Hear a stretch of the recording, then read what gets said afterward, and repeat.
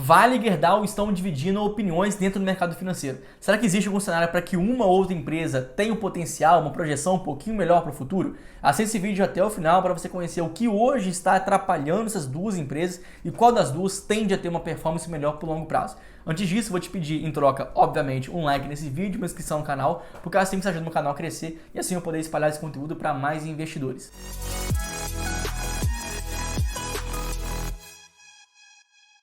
Antes de tudo, é bom entender o termômetro hoje do mercado, porque foi rodada uma pesquisa entre os principais investidores institucionais do Brasil, sejam eles gestores de fundos de investimento ou então analistas, e foi quase unânime que a projeção mais perigosa, a projeção mais negativa, mais pessimista para a Bolsa de Valores se refere aos dois setores, seja de mineração através da Vale, como também de siderurgia através da Gerdau. Ou seja, os dois setores têm hoje perspectivas de curto prazo que não são muito favoráveis. Os principais fatores de pessimismo dos investidores para esses dois setores se referem a uma inflação global, porque quando a gente fala de inflação global, a gente sempre pensa em um aumento da taxa de juros, porque a gente vê isso acontecendo no mundo inteiro, seja na Europa, seja no Brasil, que já aconteceu, ou então nos Estados Unidos. E quando a gente fala de um aumento da taxa de juros, a gente está falando que o estímulo à economia, o estímulo a novos investimentos reduz.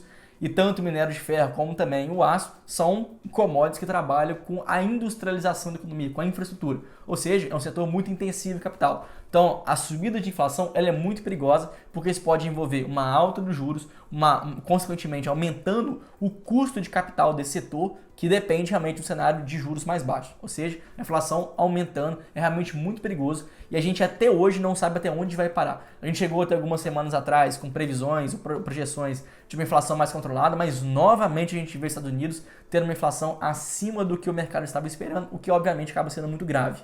O segundo ponto que nós podemos destacar se refere ao preço das commodities. Afinal de contas, lá em 2020 até 2021, a gente viu um rally gigantesco, seja para minério, seja para aço, fazendo com que os resultados da empresa tivessem uma alta surpreendente.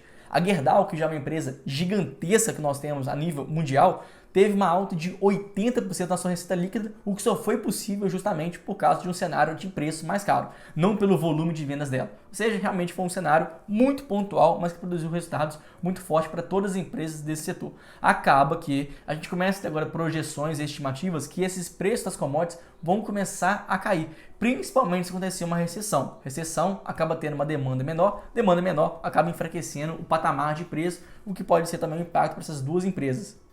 Em terceiro ponto, nós temos o fator eleição. Afinal de contas, essas duas empresas, por trabalhar no setor de infraestrutura, construção civil, até mesmo automotivo, depende do cenário econômico mais favorável. E dependendo do candidato que for assumir, das políticas que ele for ali exercer, isso pode ter um impacto em mais inflação, e a inflação tende a jogar o preço das commodities para baixo por causa de uma demanda mais enfraquecida. Então, os três pontos hoje estão interligados. E agora, trazendo informações mais específicas para a Vale, a gente vê que o curto prazo para a empresa não é muito favorável, seja pelas questões da redução do preço do minério de ferro, que acaba impactando diretamente a companhia, como também o seu principal mercado exportador, a China, passando por um momento bem delicado economicamente, com uma crise muito profunda no segmento, no setor de construção civil. A gente sabe que esse setor imobiliário consegue suportar quase todo o crescimento do PIB chinês. Então agora, se a gente vê esse setor dando sinais de enfraquecimento, isso pode impactar todo o restante da cadeia. Obviamente, a exportação para a China tende a perder volume. Por isso, a Vale acaba sendo mais prejudicada. Por outro lado, a gente vê que, apesar de ser um momento no curto prazo ainda muito ruim, mas no longo prazo a Vale ainda continua sendo a empresa mais favorecida, sendo a empresa mais rentável, mais lucrativa do que as outras empresas. Inclusive, comparando aqui com a Gerdau, a Vale também é mais qualitativa. Inclusive, a sua política de dividendos também é mais previsível, que acaba agradando muitos investidores de uma forma geral. Digo isso porque esse setor, por si só, não tende a ter uma performance, um desempenho de crescimento muito forte.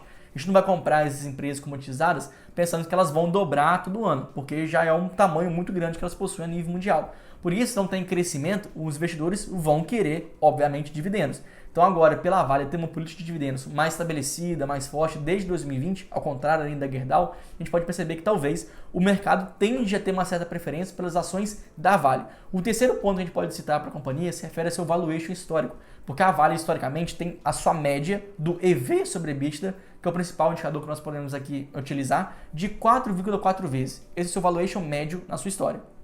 Hoje, porém, dadas as circunstâncias mais imprevisíveis ou talvez visualizando uma recessão a nível mundial, seu valuation está mais baixo do que a sua média, está hoje em 3 vezes. Ou seja, há um desconto nítido em relação à sua média histórica, assim como hoje a empresa está melhor devido tanto à sua política de dividendos, como também à sua rentabilidade e à sua lucratividade. Já a Gerdau é um cenário antagônico, porque no curto prazo ela tende a ter um resultado melhor do que a Vale, principalmente porque grande parte hoje do seu mercado de exportação na Gerdau vai para os Estados Unidos. Os Estados Unidos, mesmo que ele entre em recessão, o cenário ainda é melhor do que a China, por isso a Vale tem que ser mais impactada no curto prazo.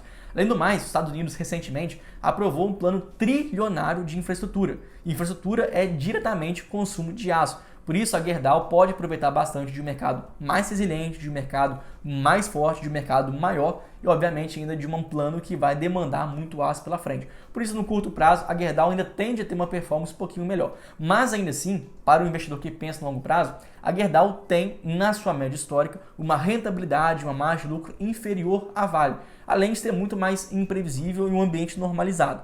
Então, cuidado, mesmo que hoje a Gerdau esteja sendo negociada ainda a múltiplos mais baratos do que a Vale, ao redor de 1,9 EV sobre EBITDA e um dividend yield proposto de 15% contra 12% da Vale, mas no longo prazo isso não vai ser sustentável. Então, se você está achando que a Gerdau vai ser essa mesma empresa hoje, em questão de qualidade, para o longo prazo, a gente pode estar muito enganado. Então, no longo prazo, a Vale tende a voltar a recuperar a sua oferta, recuperar os mesmos níveis de produção, enquanto a Gerdau deve reduzir um pouquinho mais para o longo prazo. Por isso, essas duas diferenças hoje, tanto no valuation como também na proposta de dividendos. Curto prazo, melhor a Gerdau, longo prazo, melhor a Vale. E assim a gente encerra o nosso vídeo hoje. Espero que você tenha gostado. E se sim, vou te lembrar agora de deixar um like nesse vídeo, se inscrever no canal, porque assim que você vai me ajudar o canal a poder espalhar esse conteúdo para mais investidores. Muito obrigado, espero você na próxima. Valeu!